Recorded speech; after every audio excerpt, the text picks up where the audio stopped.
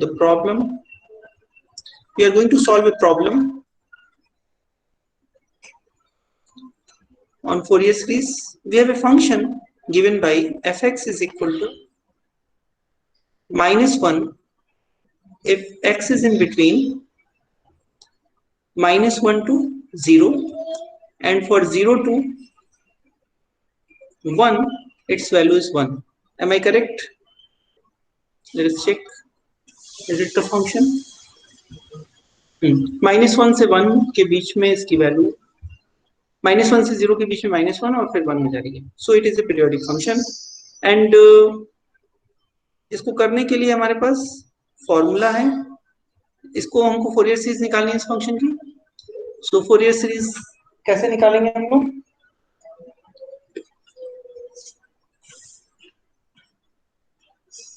सो fx की Fourier series अगर हम लोग ये लेके चले, fx इज इक्वल टू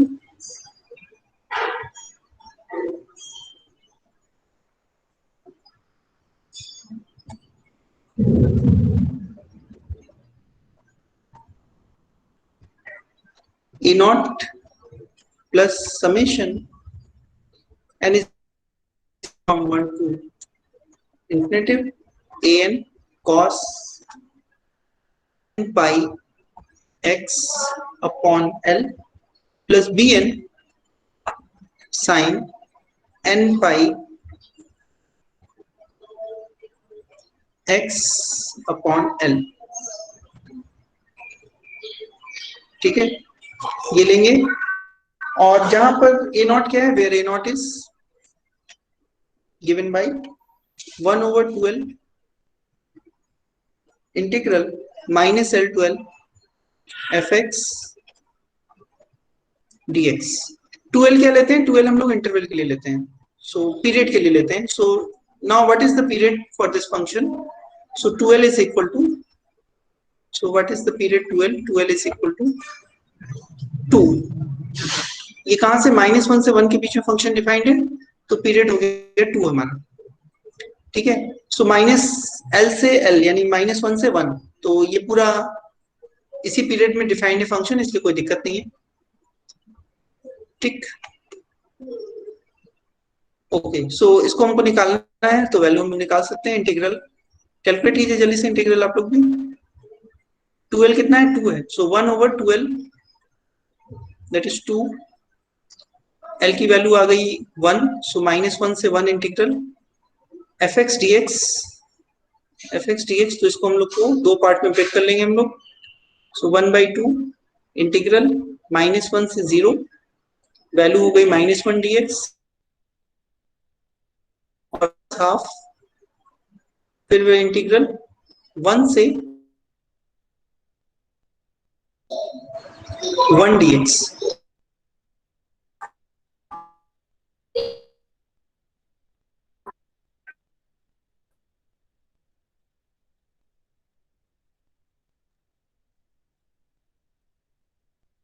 से 0 प्लस हाफ x हो गया 0 to 1. So what is the value? -Half into 1 प्लस हाफ into 1. सो कितना हो गया? 0 हो गया. Am I correct? Is it okay? Yes sir. Okay, चलिए अब निकालते हैं a1, निकालते हैं हम लोग. So what is the formula for an? an निकालने के लिए हमारे पास फॉर्मूला है 1/l integral -l to l fx cos n pi x upon l dx. so let me put the value. so it is 1/1, l की value 1 है, -1 से 1 fx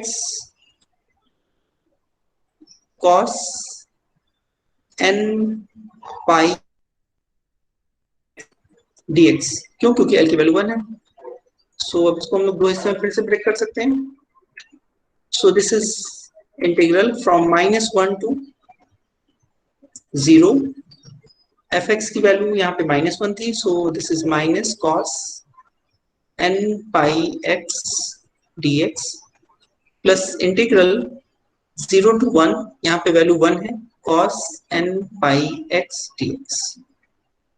So what will be the integral?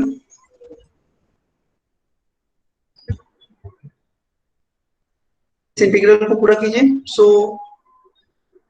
यहाँ पे हम, अच्छा ठीक है चलिए, तो इस इंटीग्रल को क्या होगा, cos का इंटीग्रल क्या होगी, साइन हो गया n pi x upon n pi, यही होगा.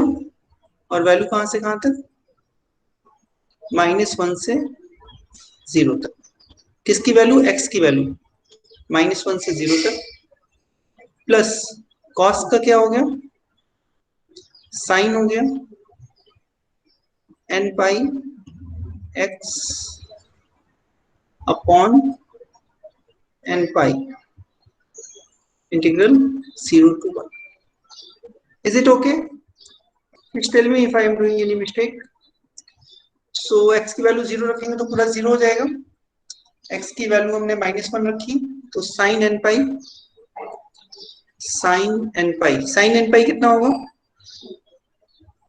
और -1 में माइनस बाहर आ जाएगा, अपॉन n pi, और एक माइनस पहले से इसलिए कैंसिल होकर प्लस हो जाएगा. साइन n pi कितना होता है,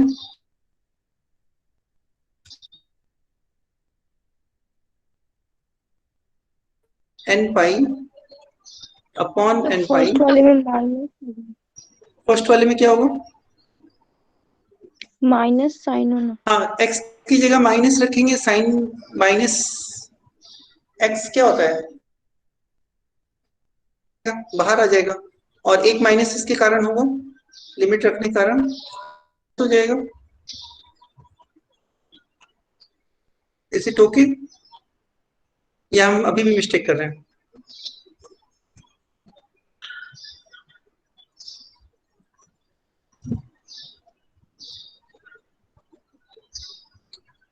Is it okay or not?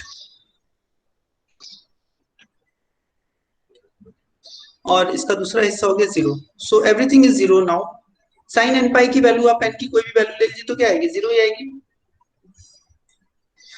Sine pi, 2 पाई, 3 पाई सब क्या होता है, 0 होता है.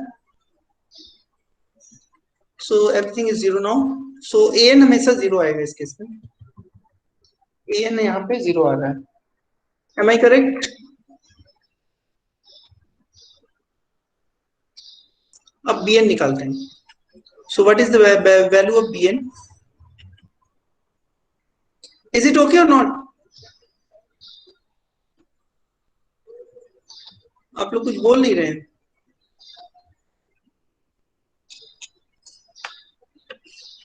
Is it okay? Yes sir. बाकी लोग? Yes sir. ठीक कैलकुलेशन हो रहा है ना, कहीं गड़बड़ है? आप लोग भी साथ में करते जाइए कैलकुलेशन, तब तो प्रैक्टिस होगा ना कि हाँ इस तरह से करना है और ठीक हो रहा है. तो this is 1 over l, l is 1, -1 to 1, तो इसको हम दो हिस्से में ही करके लिखते हैं, -1 to 0, और इस बीच में फंक्शन की वैल्यू -1 है, sine n pi x by l, l 1 है, dx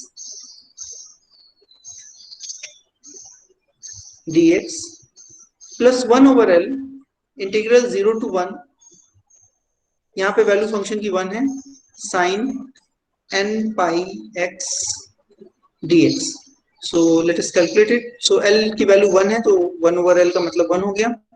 now this is minus इन, और ये हो गया cos pi x.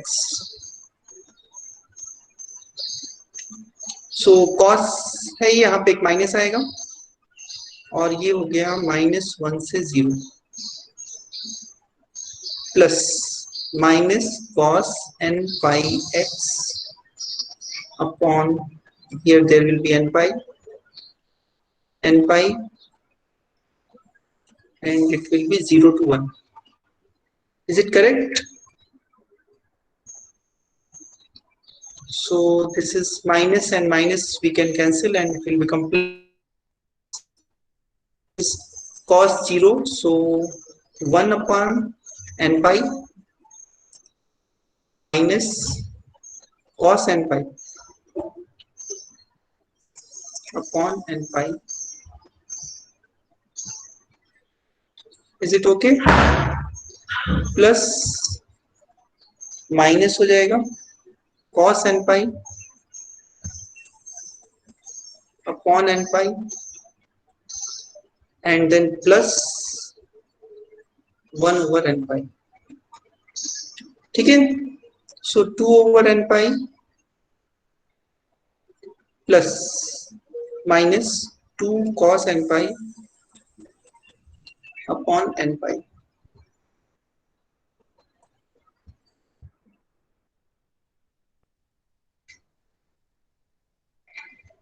तो बताइए cos पाई कितना होता है एंड cos 2 पाई कितना होता है,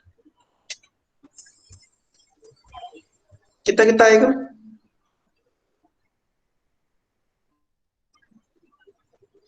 व्हाट इज cos पाई? -1. -1. और cos 2 पाई? cos 2 पाई 1. 1. तो यहाँ पे 1 आ गया.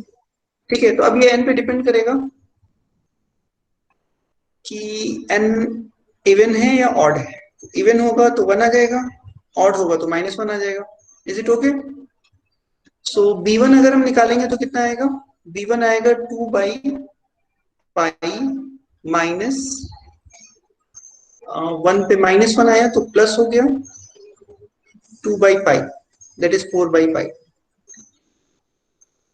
और सारे an 0 आ गए थे, हम लोग देख लिए. b2 हम लोग निकाल सकते हैं क्योंकि इन जनरल n के लिए ही हमारा फॉर्मूला निकल आया, इसलिए हम सारे bn निकाल सकते हैं. सो b2 कितना आएगा? b2 हो गया 1 over pi minus 1 over pi, so 0 हो गया. ठीक है ना. एंड b3 अगर हम निकालेंगे तो b3 कितना आ जाएगा? b3 आ गया 2 बाई 3 पाई माइनस. सो एक चीज यहां से देखो ध्यान से कि n अगर इवन होगा तो 0 आ जाएगा और n ऑड के लिए वैल्यू मिलेगी. समझ में आ रहा है ना? n ऑड के लिए वैल्यू मिलेगी, n इवन के लिए 0 आ जाएगा.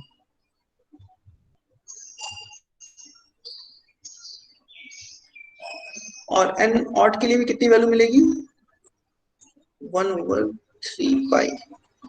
सो फॉर n इवन तो हम इन जनरल लिख सकते हैं for n even bn is equal to 0. For n odd bn की जो वैल्यू आएगी वो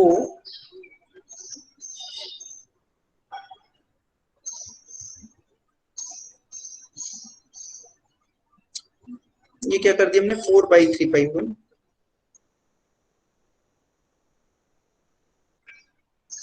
So that will be 4 by n pi. Am I right? So you may determine the Fourier series for this function, and we have determined all the coefficients in this case. Is it okay? Yes, sir. Yes, sir. चलिए अब हम लोग अपने आगे के topic पे आते हैं. उसका नाम है वायरस्ट्रास अप्रोक्सीमेशन थ्योरम.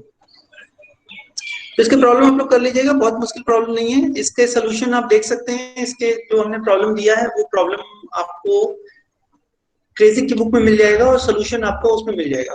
सोल्यूशन मतलब आंसर मिल जाएगा आपको, तो आप उससे वेरीफाई कर सकते हैं कि आंसर सही आ रहा है या नहीं आ रहा है.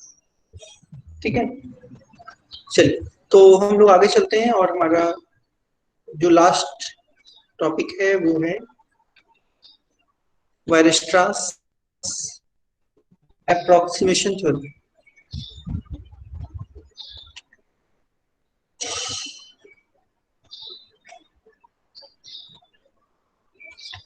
ये थ्योरम ये कहती है कि अगर कोई हमारे पास कॉन्टिन्यूअस फंक्शन हो तो एक सीक्वेंस ऑफ पॉलिनोमियल हमको ऐसा मिलेगा जो यूनिफॉर्मली उस फंक्शन पे कन्वर्ज करेगा। सीक्वेंस ऑफ फंक्शंस हम लोग पढ़ चुके हैं। तो पॉलिनोमियल भी क्या होता है, फंक्शन होता है, कॉन्टिन्यूअस फंक्शन का सीक्वेंस हुआ वो, तो वो यूनिफॉर्मली उस कॉन्टिन्यूअस फंक्शन पे, गिवन कॉन्टिन्यूअस फंक्शन पे कन्वर्ट करेगा। चलिए स्टेटमेंट लिख लेते हैं पहले हमको। If f is a real continuous function defined on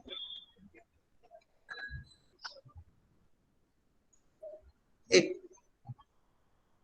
closed interval AB, then there exists a sequence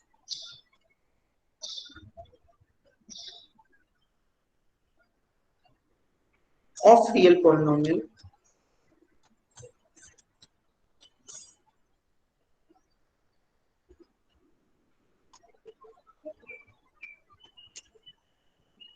Pn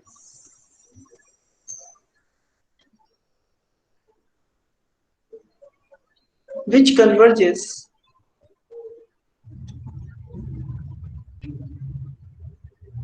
uniformly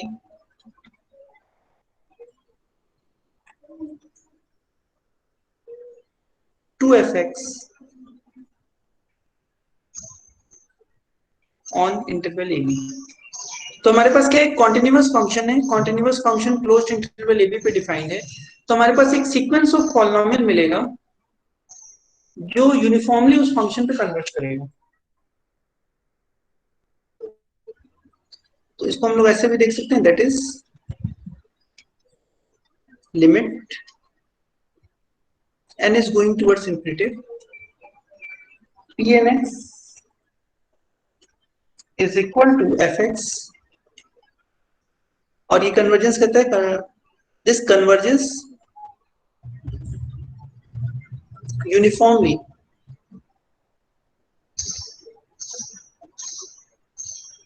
on closed interval A. ठीक है, तो ये कन्वर्जेंस कैसा है, यूनिफॉर्मली ये कन्वर्ज कर रहा है क्लोज्ड इंटरवल ए बी पर। स्टेटमेंट समझ में आ रहा है आपको? Are you able to understand the statement?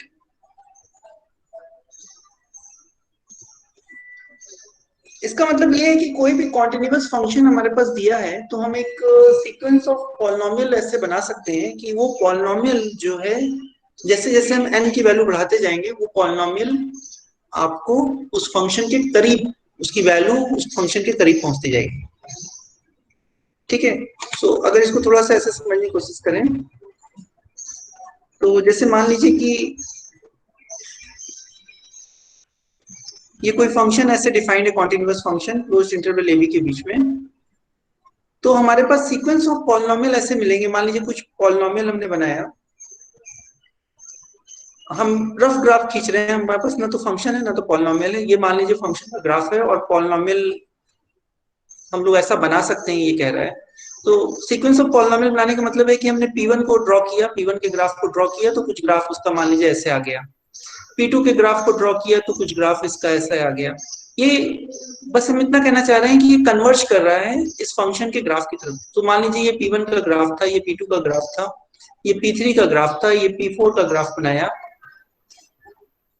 और इस तरह से कन्वर्ज कर रहा है। ये जैसे जैसे हम n बढ़ाते जाएंगे ये हम इस लाइन के पास पहुंचते जाएंगे। That was the graph of the function fx। सो यही कहना चाह रहे हैं, ये सारा ग्राफ रफ ग्राफ है, ना तो ये एक्यूरेट है फंक्शन के लिए ना तो पॉलिनोमियल के लिए। ठीक है, मतलब पॉलिनोमियल्स के ग्राफ अलग अलग तरीके से आएंगे, बट जस्ट समझाने के लिए आपको हम बता रहे हैं कि अगर ये फंक्शन का ग्राफ है और ये P1 P2 Pn ये सब पॉलिनोमियल बने, तो ये जो पॉलिनोमियल का सीक्वेंस बन रहा है वो यूनिफॉर्मली कन्वर्ज करेगा फंक्शन की तरफ। Is it okay? Is the statement is clear?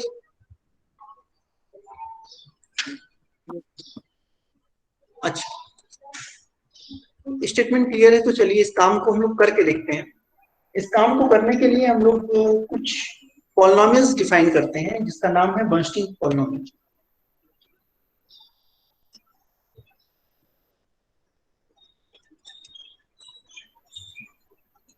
Bernstein polynomial एक में है, Bernstein polynomial, late me write it.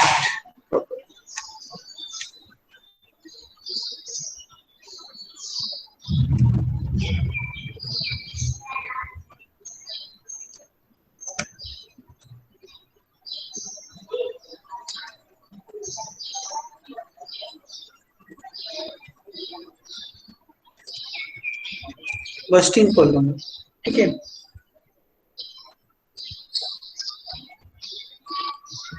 तो इसको हम लोग कैसे डिफाइन करेंगे बर्नस्टीन पॉलिनॉमियल? बर्नस्टीन पॉलिनॉमियल जो है 0 से 1 इंटरवल के ऊपर डिफाइंड है हमारा।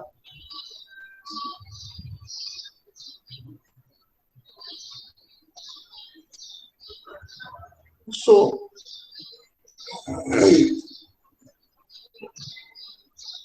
इसको हम लोग bn से डिनोट करते हैं,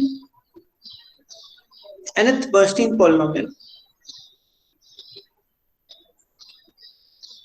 और जिस फंक्शन के लिए ये पॉलिनॉमियल हम निकाल रहे हैं इसको हम f लिख दे रहे हैं। Suppose f is a continuous function, so let me write it. Let f be a continuous function on interval 0 1। तो f कोई कॉन्टिन्यूअस फंक्शन है 0 1 इंटरवल में, और हम इसके लिए बर्नस्टीन पॉलिनॉमियल लिख रहे हैं। और ये क्या है? bnf। bnf कैसे डिफाइन कर रहे हैं? bnf is defined as summation k is varying from 0 to n nck x to the power k minus x to the power n minus k and f of k by n। ये एक sequence of polynomial हमने बना दिया इस function के लिए, where n is 1 2 3 and so on, and x is a point in the interval 0 1। ठीक है।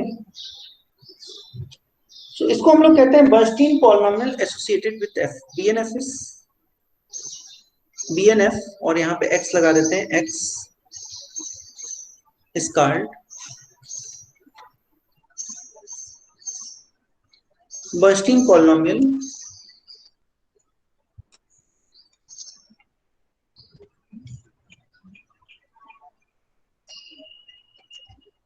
Associated with f। तो रिजल्ट ये है थ्योरम, इसका भी हम लोग प्रूफ नहीं कर रहे हैं। रिजल्ट ये है कि बर्नस्टीन पॉलिनॉमियल जिस फंक्शन के लिए हम लोग बना रहे हैं वो उस फंक्शन पे यूनिफॉर्मली कन्वर्ज करता है 0 1 में। So limit bnf x n is going towards infinitive is, और ये कन्वर्जेंस कैसा है? यूनिफॉर्मली, यूनिफॉर्म कन्वर्जेंस है ये ऑन इंटरवल 0 1। तो इसका मतलब जो फंक्शन 0 1 इंटरवल पे डिफाइन है उनके लिए हम लोग ये बर्नस्टीन पॉलिनॉमियल यूज करें अगर, तो हमको ये सीक्वेंस ऑफ फंक्शंस मिल जाएगा। यानी वेस्टर्स अप्रोक्सीमेशन थ्योरम में, जो कि इन जनरल थ्योरम है, उसमें जो बताया गया है उसके करस्पॉन्डिंग हम लोग एक ये जो बर्नस्टीन पॉलिनॉमियल जो सीक्वेंस ऑफ पॉलिनॉमियल है वो अगर बनाएंगे तो ये sequence of polynomial uniformly f पे कन्वर्ज करेगा। चलिए इस पे कुछ हम लोग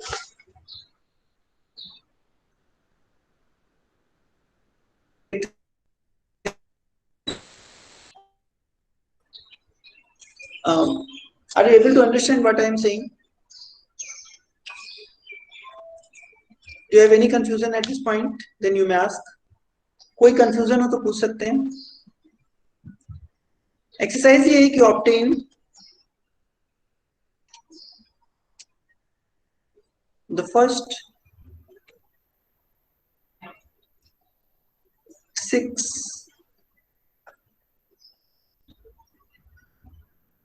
Bernstein polynomials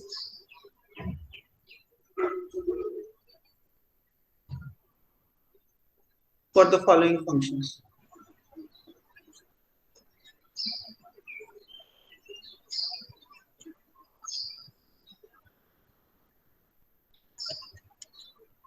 Number 1, fx is equal to mod x belongs to 0, 1. Number 2, fx is equal to sin x belongs to 0, 1. Number 3, fx is equal to e to the power x belongs to 0, 1. Number 4, fx is equal to cos 6x x belongs to 0, 1. तो हमको क्या करना है, हमको first 6 bursting polynomial निकालना है 0 to पाई कर, इसको 0 to पाई, सॉरी 0 to 1, ठीक है ये। हमको क्या करना है, हमको फर्स्ट 6 बर्स्टिंग पॉलिनोमियल, तो हमारे पास फॉर्मूला है बर्स्टिंग पॉलिनोमियल निकालने का, उसको हम लोग यूज करेंगे। और तो चलिए किसी एक फंक्शन के लिए करते हैं, किसके लिए करें बताइए जल्दी से, इन चारों में से कौन सा e to the power x, किसका करें बताइए फिर से एक बार। सर फर्स्ट के लिए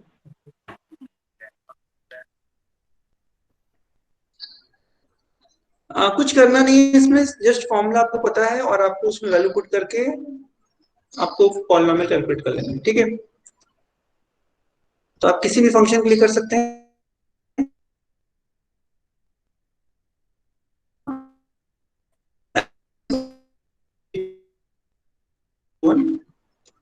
और फिर से एक बार बर्स्टिंग हम लोग लिखते हैं bn x, चलिए यहाँ पे लिखते हैं bn f x। फॉर्मूला क्या है हमारे पास, summation k is varying from 0 to n nck x to the power k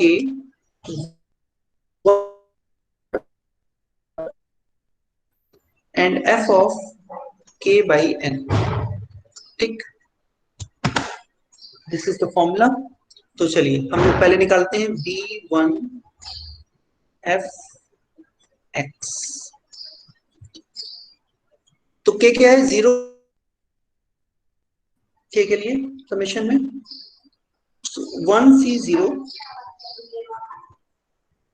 x to the power 0, यहाँ पे k क्या हो गया, 0 लिया पहले, 1 minus x to the power 1, f of k क्या वैल्यू है, 0 है,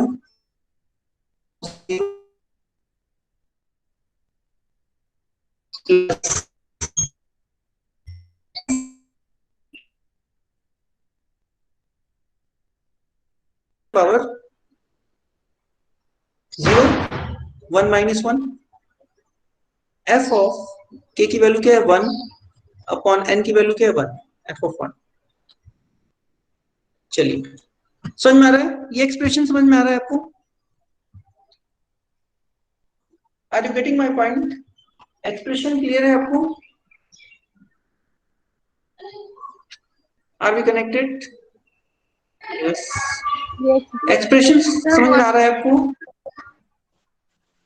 सर के का वैल्यू 0 या 1 है, के की वैल्यू दोनों होगी, समेशन है ना, एक बार 0 होगी एक बार 1 होगी, के की वैल्यू 0 से लेके n तक वेरी कर रही है, सो n की वैल्यू यहाँ पे 1 है, तो इसका मतलब के की एक बार वैल्यू 0 और एक बार 1, तो दो पार्ट समेशन में होगा, एक ये हिस्सा लिखा और एक ये हिस्सा। इस हिस्से के लिए के की वैल्यू कितनी है, इस हिस्से के लिए के की वैल्यू 0 है, और इस हिस्से सिर्फ 0 1 क्यों ले रहे हैं क्या चीज, सर, fx में सिर्फ 0 1 क्यों ले रहे हैं,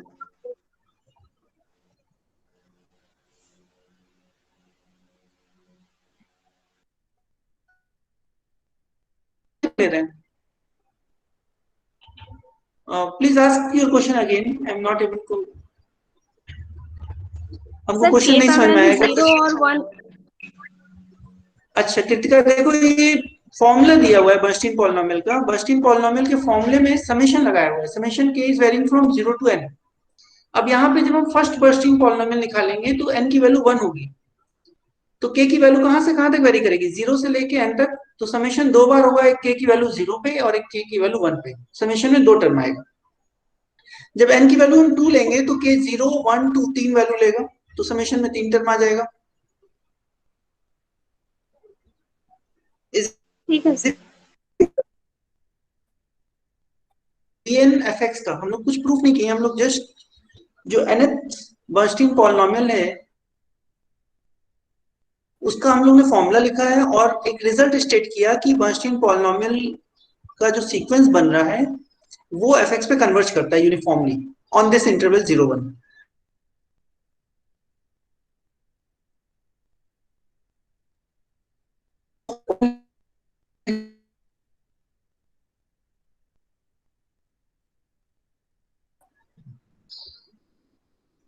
तो इसकी वैल्यू हम लोग निकाल लेते हैं। चलिए बताइए क्या आएगी वैल्यू। 1c0 कितना हुआ, 1c0 कितना हुआ, 1। अच्छा 1 हो गया। 1 x हो गया, ये हो गया f ऑफ 0। f ऑफ 0 की वैल्यू कितनी है, 0 है। 1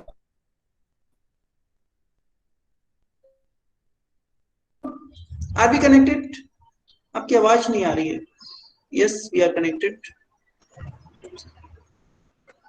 x हो गया यहाँ पे, और f1 की वैल्यू कितनी है, f1 की वैल्यू है 1।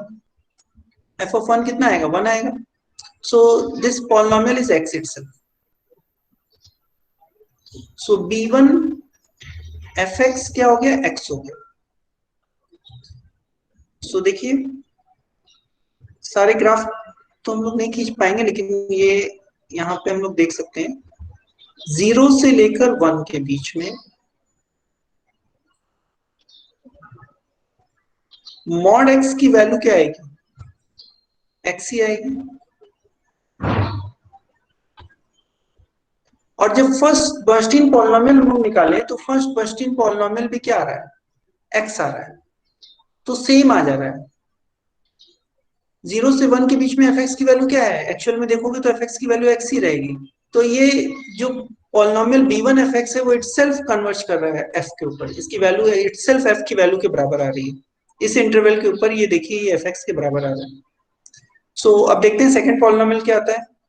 सो अगर ये इसके बराबर आ रहा है तो सेकंड पॉलिनोमियल में क्या आना चाहिए, यही आना चाहिए एक्चुअल में।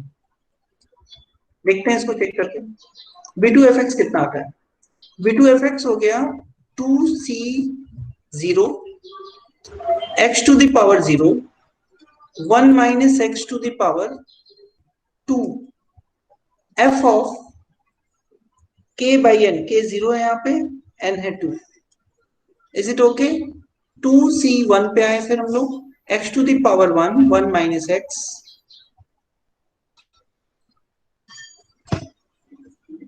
और f of k की वैल्यू कितनी है यहाँ पे, k की वैल्यू है 1 by 2 plus 2c2 x square 1 minus x to the power 2 minus 2 that is 0 f of k की वैल्यू यहाँ पे कितनी है 2 by n की वैल्यू कितनी है 2। So in this way this is 2c0 कितना हुआ 1 1 minus x स्क्वायर। जल्दी से इसको कैलकुलेट करके निकालिए पूरा, जल्दी से इसको कैलकुलेट करिए।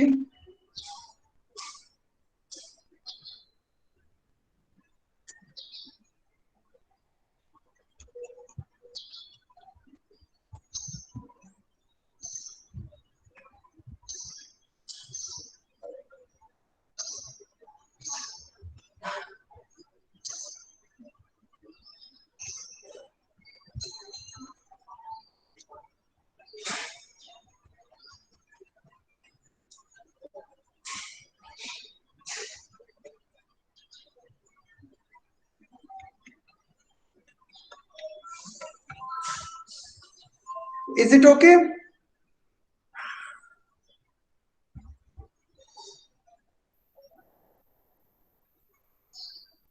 Is it okay? Yes, sir. Yes, sir. इसी तरह से आप निकालिएगा बाद वाले भी, क्योंकि वो कन्वर्ट कर रहा है f पे, तो मुझे लग रहा है सब x ही आएगा, तो आप उसको चेक कर लीजिएगा।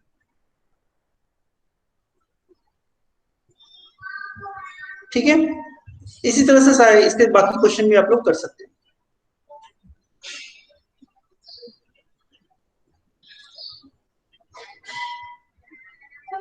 सर हाँ, सर मोडेक्स जो दिया हुआ तो उसका यूज कहाँ किए हम लोगों को फाइंड करने में? मॉडेक्स की है ना, मॉडेक्स तो दिया है, लेकिन ये इंटरवल क्या था? इंटरवल था 0 1। हम लोग f की जब वैल्यू,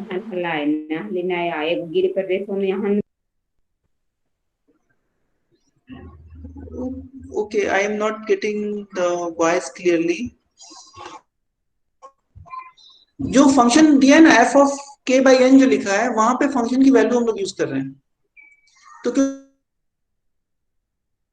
इसलिए फंक्शन की वैल्यू, जैसे कि हमको 1/2 की वैल्यू निकालनी थी f of 1/2 की, तो हमने वो फंक्शन की जो डिफिनेशन दी है उसका हमने यूज करके यहाँ पे रख दिया वैल्यू। जैसे f of 0 आया ये वैल्यू, f of हाफ की वैल्यू हाफ है तो यहाँ पे हाफ लिख दिया, और ये f of 1 की वैल्यू है तो f of 1 की वैल्यू यहाँ पे 1 आई है, वो लिख दिया हमने।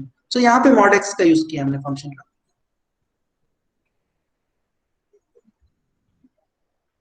ठीक है, यस सर।